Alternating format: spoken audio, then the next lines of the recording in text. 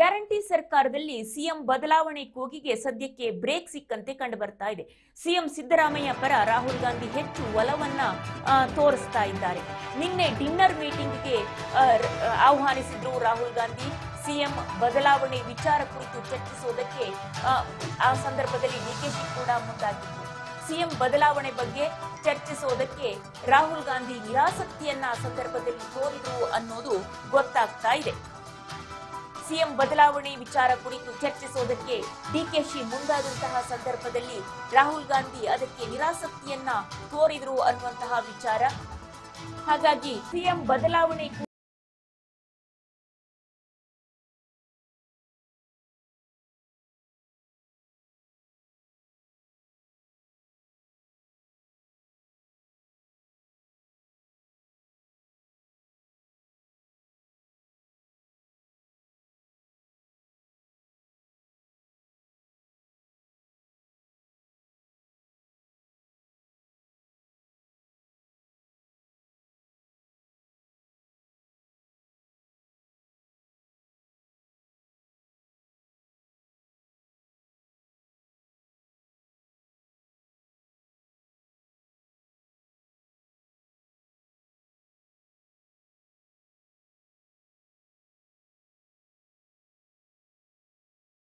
ವಿಚಾರಗಳು ಇದು inside stories. ವೇದಿಕೆಯ ಮೇಲೆ ಪಬ್ಲಿಕ್ ಸಭೆ ಸಮಾರಂಭಗಳಲ್ಲಿ, ಪ್ರೆಸ್ ಮೀಟ್ ಸಂದರ್ಭಗಳಲ್ಲಿ ಪತ್ರಕರ್ತರ ಮುಂದೆ ಒಂದು ರೀತಿಯಾದಂತಹ ಹೇಳಿಕೆಗಳು, ವಿಚಾರಗಳು ಇದ್ರೆ ಒಳಗಡೆ ಇನ್ನೊಂದು ರೀತಿಯಲ್ಲಿ ಮಾತುಕತೆಗಳು ನಡೀತಾ ಇರುತ್ತೆ.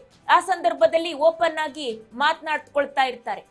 ಹಾಗೆ ಡಿನ್ನರ್ ಮೀಟಿಂಗ್ ಏನು ರಾಹುಲ್ ಗಾಂಧಿ ಅವರು ನಿನ್ನೆ ಬಂದಿದ್ರಲ್ಲ, ಆವಾಗ ಡಿನ್ನರ್ ಮೀಟಿಂಗ್ ಅನ್ನ ಕರೆದಿದ್ರಂತೆ. ಆ ಸಂದರ್ಭದಲ್ಲಿ ಪ್ರಸ್ತಾಪ ಮಾಡಿದ್ರು ಡಿಕೆ ಶಿವಕುಮಾರ್ ಅನ್ನುವಂತಹ ವಿಚಾರ ತಿಳಿದು ಬರ್ತಾ ಇದೆ. ಆದ್ರೆ ಆ ಸಂದರ್ಭದಲ್ಲಿ ರಾಹುಲ್ ಗಾಂಧಿ ಅವರು ಮುಖ್ಯಮಂತ್ರಿ ಬದಲಾವಣೆ ವಿಚಾರಕ್ಕೆ ಸಂಬಂಧಪಟ್ಟಂತೆ ಮಾತನಾಡೋದಕ್ಕೆ ನಿರಾಸಕ್ತಿಯನ್ನ ತೋರಿಸಿದ್ರು ಅನ್ನುವಂತ ವಿಚಾರ ಕೂಡ ಗೊತ್ತಾಗ್ತಾ ಇದೆ. ಹಾಗಾಗಿ ಸಿಎಂ ಬದಲಾವಣೆ ಕೂಗಿಗೆ ಒಂದು ಹಂತಕ್ಕೆ ಬ್ರೇಕ್ ಸಿಗತ್ತಾ ಅನ್ನುವಂಥದ್ದು ಈಗ ಇರುವಂತಹ ಕುತೂಹಲ. ಓಕೆ, ಇದೇ ವಿಚಾರಕ್ಕೆ ಸಂಬಂಧಪಟ್ಟಂತೆ ಮತ್ತಷ್ಟು ಮಾಹಿತಿಯನ್ನ ಪಡಿತಾ ಹೋಗೋಣ. ನಮ್ಮ ಪ್ರತಿನಿಧಿ ಬಸವರಾಜ್ ಹೂಗಾರ್ ಇದೀಗ ದೂರವಾಣಿ ಸಂಪರ್ಕದಲ್ಲಿದ್ದಾರೆ. Good morning Basavaraj. Good morning Vidya Bhat. ಏನೀಗ ಡಿನ್ನರ್ ಮೀಟಿಂಗ್ಗೆ ಕರೆದಿದ್ರಂತೆ, ಆ ಸಂದರ್ಭದಲ್ಲಿ ಡಿಕೆ ಶಿವಕುಮಾರ್ ಅವರು ಸಿಎಂ ಬದಲಾವಣೆಯ ವಿಚಾರವನ್ನ ಪ್ರಸ್ತಾಪಿಸಿದ್ರು. ರಾಹುಲ್ ಗಾಂಧಿ ನಿರಾಸಕ್ತಿಯನ್ನ ತೋರಿದ್ರು ಅನ್ನುವಂತಹ ವಿಚಾರ ಕೂಡ ಗೊತ್ತಾಗ್ತಾ ಇದೆ. ರಾಹುಲ್ ಗಾಂಧಿ ಕರೆದಿದ್ದಂತಹ ಡಿನ್ನರ್ ಮೀಟಿಂಗ್ ನಲ್ಲಿ ಏನೆಲ್ಲ ನಡೀತು ನಿನ್ನೆ? ವಿದ್ಯಾಭಟ್, ಈಗಾಗಲೇ ಗ್ಯಾರಂಟಿ ಸರ್ಕಾರದಲ್ಲಿ ಸಿಎಂ ಬದಲಾವಣೆ ಆಗುವಂತಹ ಕೂಗು ಸಾಕಷ್ಟು ದಿನಗಳಿಂದಲೂ ಕೂಡ ಕೇಳಿ ಬರ್ತಾ ಇದೆ. ಸರ್ಕಾರ ರಚನೆ ಆದಾಗಿನಿಂದಲೂ ಕೂಡ ಸಿಎಂ ಸ್ಥಾನದ ಮೇಲೆ ಕಣ್ಣಿಟ್ಟಿರ್ತಕ್ಕಂತ ಡಿಸಿಎಂ ಡಿಕೆ ಶಿವಕುಮಾರ್ ಅವರು ಶತಾಯಗತಾಯ ಪ್ರಯತ್ನವನ್ನು ಕೂಡ ಮಾಡ್ತಾ ಇದ್ದಾರೆ. ಅದಾಗೂ ಕೂಡ ಅದನ್ನ ಮುಂದಕ್ಕೆ ಹಾಕ್ತಾನೆ ಹೈಕಮಾಂಡ್ ನಾಯಕರು ಬರ್ತಾ ಇದ್ರು. ಇದೀಗ ಸರ್ಕಾರ ಯಾವಾಗ ತನ್ನ ಒಂದು 2-2.5 ವರ್ಷ ಪೂರೈಸುತ್ತೋ ಅದಾದ ಬಳಿಕ ಮತ್ತೆ ಆ ಒಂದು ಸಿಎಂ ಬದಲಾವಣೆ ಅಂತಕ್ಕಂಥ ಕೂಗು ಕೂಡ ರಾಜ್ಯದಲ್ಲಿ ಬುಗುಲೇಳುತ್ತೆ. ಇದನ್ನ ಗಮನಿಸಿರ್ತಕ್ಕಂಥ ಕಾಂಗ್ರೆಸ್ ಪಕ್ಷದ ಹೈಕಮಾಂಡ್ ನಾಯಕರು ಒಂದಿಷ್ಟು ರಾಜ್ಯ ಕಾಂಗ್ರೆಸ್ ಉಸ್ತುವಾರಿಯಾಗಿರ್ತಕ್ಕಂಥ ಸುರ್ಜೇವಾಲಾ ಅವರ ಮುಖಾಂತರ ರಾಜ್ಯಕ್ಕೆ ಕಳಿಸುವ ಮುಖಾಂತರ ಅವರನ್ನ ಸಮಾಧಾನ ಪಡಿಸುವಂತ ಪ್ರಯತ್ನ ಮಾಡ್ತಾರೆ. ಆದ್ರೆ ಸಿಎಂ ಸಿದ್ದರಾಮಯ್ಯವರು ಕೂಡ ಒಂದು ಸ್ಪಷ್ಟನೆ ಕೊಡ್ತಾರೆ, ನಾನೇ 5 ವರ್ಷ ಸಿಎಂ ಅನ್ನುವಂಥದ್ದು. ಯಾವಾಗ ಸಿಎಂ ಸಿದ್ದರಾಮಯ್ಯವರು ಒಂದು ಸ್ಪಷ್ಟನೆ ಕೊಡ್ತಾರೆ ಆವಾಗ ಮತ್ತಷ್ಟು ಈ ಡಿಸಿಎಂ ಡಿಕೆ ಶಿವಕುಮಾರ್ ಅವರಿಗೆ ಕೆರಳಿದಂತೆ ಆಗುತ್ತೆ. ಆ ಒಂದು ನಿಟ್ಟಿನಲ್ಲಿ ಡಿಕೆ ಶಿವಕುಮಾರ್ ಅವರು ನನಗೆ ಏನು ಸರ್ಕಾರ ರಚನೆ ಆಗುವಂತ ಸಂದರ್ಭದಲ್ಲಿ ಸಿಎಂ ಸ್ಥಾನ ಆಯ್ಕೆ ಆಗುವಂತಹ ಸಂದರ್ಭದಲ್ಲಿ ಒಂದಿಷ್ಟು ಮಾತುಕತೆ ಆಗಿದೆ ಅನ್ನುವಂಥದ್ದು, 50-50 ಅನ್ನುವಂಥದ್ದು ಆಗಿದೆ ಅನ್ನುವಂತಹ ಒಂದಿಷ್ಟು ಮಾತುಗಳು ಕೂಡ ಡಿಸಿಎಂ ಡಿಕೆ ಶಿವಕುಮಾರ್ ಅವರು ಮತ್ತೆ ಅವರ ಆಪ್ತ ಬಣದಲ್ಲಿ ಇರ್ತಕ್ಕಂಥ ವಿಚಾರ. ಇದನ್ನ ಹೈಕಮಾಂಡ್ ನಾಯಕರ ಜೊತೆ ಚರ್ಚಿಸಿ ಇದನ್ನ ತೀರ್ಮಾನಿಸಿಕೊಳ್ಬೇಕು ಅನ್ನುವಂತಹ ಲೆಕ್ಕಾಚಾರದಲ್ಲಿ ಡಿಕೆ ಶಿವಕುಮಾರ್ ಅವರು ರಾಹುಲ್ ಗಾಂಧಿ ಅವರನ್ನ ಭೇಟಿ ಮಾಡಿ ಈ ಬಗ್ಗೆ ಚರ್ಚೆ ನಡೆಸುವುದಕ್ಕೆ ಸಾಕಷ್ಟು ಪ್ರಯತ್ನ ಪಡ್ತಾರೆ. ಡಿಕೆ ಶಿವಕುಮಾರ್ ಅವರ ಆಪ್ತ ಬಣದಲ್ಲಿ ಇರ್ತಕ್ಕಂಥ ಕೆಲವೊಂದಿಷ್ಟು ಶಾಸಕರು ಬಹಿರಂಗವಾಗಿರ್ತಕ್ಕಂಥ ಹೇಳಿಕೆಯನ್ನು ಕೊಡ್ತಾರೆ. ಡಿಕೆ ಶಿವಕುಮಾರ್ ಅವರು ಕೂಡ ಸಿಎಂ ಆಗ್ಬೇಕು ಅನ್ನುವಂತ ಹೇಳಿಕೆ. ಈ ಒಂದು ನಿಟ್ಟಿನಲ್ಲಿ ಇದನ್ನ ಒಂದಿಷ್ಟು ಗಮನಿಸಿರ್ತಕ್ಕಂತ ಸಿಎಂ ಸಿದ್ದರಾಮಯ್ಯವರು ಕೂಡ ಇದನ್ನ ನಾನು ಕ್ಲಾರಿಫಿಕೇಶನ್ ತಗೋಬೇಕು ಅನ್ನುವಂಥದ್ದು ರಾಹುಲ್ ಗಾಂಧಿ ಅವರನ್ನು ಕೂಡ ಭೇಟಿ ಮಾಡಿ ಇದಕ್ಕೆ ಒಂದು ಅವರಿಂದಲೇ ಒಂದು ಸ್ಪಷ್ಟ ಸಂದೇಶ ರವಾನಿಸಬೇಕು ಅನ್ನುವಂತಹ ಒಂದು ಲೆಕ್ಕಾಚಾರದಲ್ಲಿ ಸಿಎಂ ಸಿದ್ದರಾಮಯ್ಯವರು ಮುಂದಾಗ್ತಾರೆ. ಆದ್ರೆ ರಾಹುಲ್ ಗಾಂಧಿ ಅವರೇ ಈ ಬಗ್ಗೆ ಚರ್ಚೆ ನಡೆಸುವುದಕ್ಕೆ ನಿರಾಸಕ್ತಿಯನ್ನು ತೋರಿಸ್ತಾರೆ. ದೆಹಲಿಗೆ ಹೋದಂತ ಸಂದರ್ಭದಲ್ಲಿ ಡಿ ಕೆ ಶಿವಕುಮಾರ್ ಅವರು ಹೋಗಿರ್ತಾರೆ, ಸಿದ್ದರಾಮಯ್ಯವರು ಹೋಗಿರ್ತಾರೆ. ಇಬ್ಬರು ನಾಯಕರು ಹೋದಂತ ಸಂದರ್ಭದಲ್ಲಿ ಇಬ್ಬರು ನಾಯಕರು ಪ್ರತ್ಯೇಕ ಭೇಟಿಗೆ ಅವಕಾಶ ಕೇಳಿದ್ರು ಸಹಿತ ಭೇಟಿಗೆ ಅವಕಾಶ ಕೊಟ್ಟಿಲ್ಲ.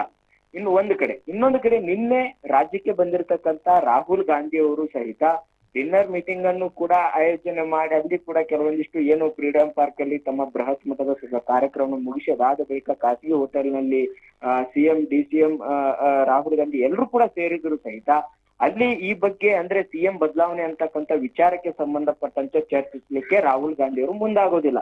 ಡಿ ಕೆ ಶಿವಕುಮಾರ್ ಅವರು ಏನೇನೋ ಶತಾಯಗತಾಯ ಪ್ರಯತ್ನ ಮಾಡ್ತಾರೆ, ಯಾವ್ದಾವ್ದೋ ವಿಚಾರ ತೆಗೆದುಕೊಂಡು ಸಿಎಂ ಬದಲಾವಣೆ ಅಂತಕ್ಕಂಥ ವಿಚಾರವನ್ನ ಕ್ಲಾರಿಫಿಕೇಶನ್ ತೆಗೆದುಕೊಳ್ಬೇಕು, ಈ ಬಗ್ಗೆ ಚರ್ಚೆ ನಡೆಸಬೇಕು ರಾಹುಲ್ ಗಾಂಧಿ ಅವ್ರ ಜೊತೆ ಅನ್ನುವಂಥದ್ದು ಸಾಕಷ್ಟು ಪ್ರಯತ್ನ ಪಟ್ರು ಅನ್ನುವಂತಹ ಮಾಹಿತಿ ಕೂಡ ಇರುವಂತದ್ದು. ಆದ್ರೆ ರಾಹುಲ್ ಗಾಂಧಿ ಅವರು ಈ ವಿಚಾರ ಬಂದ ತಕ್ಷಣ ಅದನ್ನ ಬೇರೆ ಕಡೆಗೆ ತೆಗೆದುಕೊಂಡು ಹೋಗುವಂತಹ ಪ್ರಯತ್ನ ಮಾಡಿದ್ರು ಹೊರತಾಗಿ ಸಿಎಂ ಬದಲಾವಣೆ ಅಂತಕ್ಕಂಥ ವಿಚಾರಕ್ಕೆ ಸಂಬಂಧಪಟ್ಟಂತೆ ಅವರು ತುಟಿಪಿಟಿ ಕನ್ಲಿಲ್ಲ ಅನ್ನುವಂತಹ ಮಾಹಿತಿ ಕೂಡ ಇರುವಂತದ್ದು. ಇದರಿಂದ ರಾಹುಲ್ ಗಾಂಧಿ ಅವರು ಎಲ್ಲೋ ಒಂದು ಕಡೆ ಈ ಸಿಎಂ ಸ್ಥಾನ ಬದಲಾವಣೆ ಅಂತಕ್ಕಂಥ ವಿಚಾರವನ್ನ ಮುನ್ನೆಲೆಗೆ ತಂದ್ರೆ ಸಿಎಂ ಸಿದ್ದರಾಮಯ್ಯವರು ಈಗಾಗಲೇ ಅಹಿಂದ ನಾಯಕ ಅಂತಕ್ಕಂಥದ್ದು ಕೂಡ ಖ್ಯಾತಿ ಹೊಂದಿದ್ದಾರೆ. ಈಗಾಗಲೇ ಅವ್ರನ್ನ ದೇಶದಲ್ಲಿ ಕೂಡ ಒಂದು ಚುನಾವಣಾ ಪ್ರಚಾರಕ್ಕೆ ತೆಗೆದುಕೊಳ್ಬೇಕು, ಅಹಿಂದ ನಾಯಕ ಅಂತಕ್ಕಂಥದ್ದನ್ನ ಬೇರೆ ಬೇರೆ ರಾಜ್ಯಗಳ ಚುನಾವಣೆಯಲ್ಲಿ ಕೂಡ ಒಂದ್ ಕಡೆ ಅವ್ರನ್ನ ಬಳಸ್ಕೊಳ್ಬೇಕು ಅನ್ನುವಂತಹ ನಿಟ್ಟಿನಲ್ಲಿ ಕೂಡ ರಾಹುಲ್ ಗಾಂಧಿ ಅವರ ಮತ್ತೆ ಕಾಂಗ್ರೆಸ್ ಪಕ್ಷದ ಹೈಕಮಾಂಡ್ ನಾಯಕರ ಲೆಕ್ಕಾಚಾರ ಇದೆ. ಹಾಗಾಗಿ ಇದೀಗ ಮತ್ತೆ ಈಗಾಗಲೇ ಕೇಂದ್ರ ಚುನಾವಣಾ ಆಯೋಗದ ವಿರುದ್ಧವಾಗಿ ಹೋರಾಟ ಮಾಡಲಿಕ್ಕೂ ಕೂಡ ಮುಂದಾಗಿದ್ದಾರೆ. ಇಂಥ ಒಂದು ಸಂದರ್ಭದಲ್ಲಿ ಸಿಎಂ ಸಿದ್ದರಾಮಯ್ಯವ್ರನ್ನ ಬದಲಾವಣೆ ಅಂತಕ್ಕಂಥ ವಿಚಾರಕ್ಕೆ ಸಂಬಂಧಪಟ್ಟಂತೆ ಚರ್ಚೆ ನಡೆಸಿದ್ರೆ ಇದು ಪಕ್ಷಕ್ಕೆ ಹೊಡೆತ ಬೀಳುವಂತ ಸಾಧ್ಯತೆ ಇದೆ. ಹಾಗಾಗಿ ನಾವು ತಟಸ್ಥ ನೀತಿಯನ್ನು ಅನುಸರಿಸೋಣ ಅನ್ನುವಂತಹ ಲೆಕ್ಕಾಚಾರದಲ್ಲಿ ರಾಹುಲ್ ಗಾಂಧಿ ಅವರು ಇದ್ದಂತೆ ಕಾಣ್ತಾ ಇದೆ. ಹಾಗಾಗಿ ನಿನ್ನೆ ಡಿ ಕೆ ಶಿವಕುಮಾರ್ ಅವರು ಈ ಸಿಎಂ ಸ್ಥಾನ ಬದಲಾವಣೆ ಅಂತಕ್ಕಂಥ ವಿಚಾರಕ್ಕೆ ಸಂಬಂಧಪಟ್ಟಂತೆ ಎಷ್ಟೇ ಪ್ರಯತ್ನ ಪಟ್ಟರು ಸಹಿತ ರಾಹುಲ್ ಗಾಂಧಿ ಅವ್ರನ್ನ ಅದನ್ನ ತಳ್ಳಿ ಹಾಕುವಂತ ಪ್ರಯತ್ನ ಮಾಡಿ ಮೌನ ವಹಿಸಿರ್ತಕ್ಕಂಥದ್ದು. ಹಾಗಾಗಿ ರಾಹುಲ್ ಗಾಂಧಿ ಅವರ ಈ ಒಂದು ನಡೆ ನೋಡ್ತಾ ಹೋದ್ರೆ ಸದ್ಯಕ್ಕೆ ಈ ಸಿಎಂ ಸ್ಥಾನ ಬದಲಾವಣೆ ಅಂತಕ್ಕಂಥ ವಿಚಾರ ಬೇಡ, ಇದನ್ನ ಮುಂದಕ್ಕೆ ಹಾಕ್ತಾನೆ ಹೋಗೋಣ. ಈಗ ಸರಿಯಾಗಿ ಸರ್ಕಾರ ನಡೀತಾ ಇದೆ, ಎಲ್ಲೊಂದ್ ವಿಚಾರ ತೆಗೆದ್ರೆ ಪಕ್ಷದಲ್ಲಿ ಗೊಂದಲ ಸೃಷ್ಟಿ ಆಗುತ್ತೆ, ನಮ್ಮ ಹೋರಾಟಕ್ಕೂ ಕೂಡ ಸಮಸ್ಯೆ ಆಗುತ್ತೆ. ಹಾಗಾಗಿ ನಾವು ಕೇಂದ್ರ ಚುನಾವಣಾ ಆಯೋಗದ ವಿರುದ್ಧ ಕೇಂದ್ರ ಬಿಜೆಪಿ ಸರ್ಕಾರ ವಿರುದ್ಧ ಸಿದ್ದರಾಮಯ್ಯ ಇಟ್ಕೊಂಡೆ ನಾವು ಹೋರಾಟ ಮಾಡ್ಬೇಕು ಅನ್ನುವಂತಹ ತಂತ್ರಗಾರಿಕೆಯಲ್ಲಿ ರಾಹುಲ್ ಗಾಂಧಿ ಅವರು ಇದ್ದಂತೆ ಕಾಣ್ತಾ ಇದೆ. ವಿದ್ಯಾಭಟ್ ಬಸವರಾಜ್, ಹೀಗೆ ಅಂದ್ರೆ 2.5 ವರ್ಷ ಒಪ್ಪಂದ ಆಗಿದೆ ಅನ್ನುವಂತಹ ವಿಚಾರ, ಅದಕ್ಕೆ ಈ ಸಂಬಂಧಪಟ್ಟಂತೆ ಮಾತನಾಡೋದಾದ್ರೆ ಈಗ ರಾಹುಲ್ ಗಾಂಧಿ ಅವರು ಏಕದಮ್ ಪೀಚೆ ಮೂಡ್ ಅಂತ ಹೋಗ್ಬಿಟ್ರೆ ಏನ್ ಕತೆ, ಅವರ ಒಪ್ಪಂದಕ್ಕೆ ಮಾತಿಗೆ ಬೆಲೆ ಇಲ್ವಾ ಹಾಗಾದ್ರೆ ಅನ್ನುವಂತೆ ಆಗೋದಿಲ್ವಾ ಅಂತ ಹೇಳಿ. ವಿದ್ಯಾಭಟ್ ಒಂದ್ ಕಡೆ 50-50 ಅಂತಕ್ಕಂಥದ್ದು ಮಾತುಕತೆ ಆಗಿದೆ ಅನ್ನುವಂಥದ್ದು ಒಂದು ಡಿ ಕೆ ಶಿವಕುಮಾರ್ ಅವರು ಕೂಡ ಒಂದು ಖಾಸಗಿ ಸುದ್ದಿವಾಹಿನಿಯ ಒಂದು ಏನು ಹೇಳಿಕೆಯನ್ನು ಕೂಡ ಕೊಟ್ಟಿರ್ತಕ್ಕಂಥದ್ದು, ಅದರಂತೆ ಅವರ ಆಪ್ತರು ಕೂಡ ಹೇಳ್ತಾ ಇದ್ದಾರೆ. ಆದ್ರೆ ಸ್ಪಷ್ಟವಾಗಿ ಅದು ಮಾತುಕತೆ ಆಗಿದೆ ಅನ್ನುವಂಥದ್ದು ಈವರೆಗೂ ಕೂಡ ಪಕ್ಷದ ವಲಯದಿಂದ ಹೈಕಮಾಂಡ್ ನಾಯಕರಿಂದ ಯಾರು ಕೂಡ ಸ್ಪಷ್ಟನೆ ಕೊಟ್ಟಿಲ್ಲ. ಇತ್ತ ಸಿಎಂ ಸಿದ್ದರಾಮಯ್ಯವ್ರಾಗಿರ್ಬೋದು, ಅವರ ಆಪ್ತಬನ ಆಗಿರ್ಬೋದು, ಈ ಬಗ್ಗೆ ಯಾವುದೇ ರೀತಿ ಮಾತುಕತೆ ಆಗಿಲ್ಲ ಅನ್ನುವಂಥದ್ದು ಹೇಳಿದ್ದಾರೆ. ಸ್ವತಃ ಸಿದ್ದರಾಮಯ್ಯವರು ಕೂಡ ಹೇಳಿದ್ದಾರೆ ಈ ಬಗ್ಗೆ ಆಗಿಲ್ಲ ಅನ್ನುವಂಥ ಯಾವುದೇ ರೀತಿ ಮಾತುಕತೆ ಆಗಿಲ್ಲ, ಎಲ್ಲವೂ ಕೂಡ ಹೈಕಮಾಂಡ್ ನಾಯಕರಿಗೆ ಹೇಳಿದಂತೆ ಆಗುತ್ತೆ ಅನ್ನುವಂತ ಮಾತನ್ನ ಸಿದ್ದರಾಮಯ್ಯ ಹೇಳಿದ್ದಾರೆ. ಅದಾದ ಬಳಿಕ ಸಿದ್ದರಾಮಯ್ಯವರು ಹೇಳಿದ್ದಾರೆ ನಾನೇ 5 ವರ್ಷ ಸಿಎಂ ಆಗಿರ್ತೇನೆ ಅನ್ನುವಂಥದ್ದು. ಇದನ್ನೆಲ್ಲ ನೋಡ್ತಾ ಹೋದ್ರೆ ಅದು ಮಾತುಕತೆ ಆಗಿದೆಯೋ ಇಲ್ಲೋ, ಒಪ್ಪಂದ ಆಗಿದೆ ಇಲ್ಲೋ ಅನ್ನುವಂತಹ ಪ್ರಶ್ನೆ ಕೂಡ ಮೂಡ್ತಾ ಇದೆ.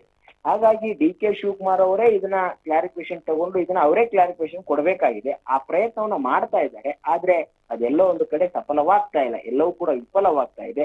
ಹಾಗಾಗಿ ಡಿ ಕೆ ಶಿವಕುಮಾರ್ ಇಷ್ಟೆಲ್ಲಾ ಪ್ರಯತ್ನ ಪಟ್ಟರು ಸಹಿತ ಹೈಕಮಾಂಡ್ ನಾಯಕರು ರಾಹುಲ್ ಗಾಂಧಿ ಅವರು ಕೂಡ ಮೌನ ವಹಿಸ್ತಾ ಇದ್ದಾರೆ. ಹಾಗಾದ್ರೆ ಡಿ ಕೆ ಶಿವಕುಮಾರ್ ಅವರಿಗೆ ಒಪ್ಪಂದ ಮಾಡ್ಕೊಂಡೇ ಇಲ್ವಾ ಅಥವಾ ಈ ಬಗ್ಗೆ ಚರ್ಚೆ ಆಗೇ ಇಲ್ವಾ ಅನ್ನುವಂತಹ ಪ್ರಶ್ನೆಗಳು ಕೂಡ ಸಹಜವಾಗಿ ಮೂಡ್ತಾ ಇದೆ. ಹಾಗಾಗಿ ಡಿ ಕೆ ಶಿವಕುಮಾರ್ ಅವರು ಮತ್ತೆ ಅವರ ಆಪ್ತಗಣದ ಶಾಸಕರಿಗೂ ಕೂಡ ಒಂದಿಷ್ಟು ಗೊಂದಲ ಸೃಷ್ಟಿಯಾಗಿದೆ. ಡಿ ಕೆ ಶಿವಕುಮಾರ್ ಅವರ ಮುಂದಿನ ನಡೆ ಏನಾಗಿರುತ್ತೆ ಅನ್ನುವಂಥದ್ದೇ ಕುತೂಹಲಕ್ಕೆ ಎಡೆ ಮಾಡಿಕೊಡ್ತಾ ಇದೆ. ವಿದ್ಯಾಭಟ್.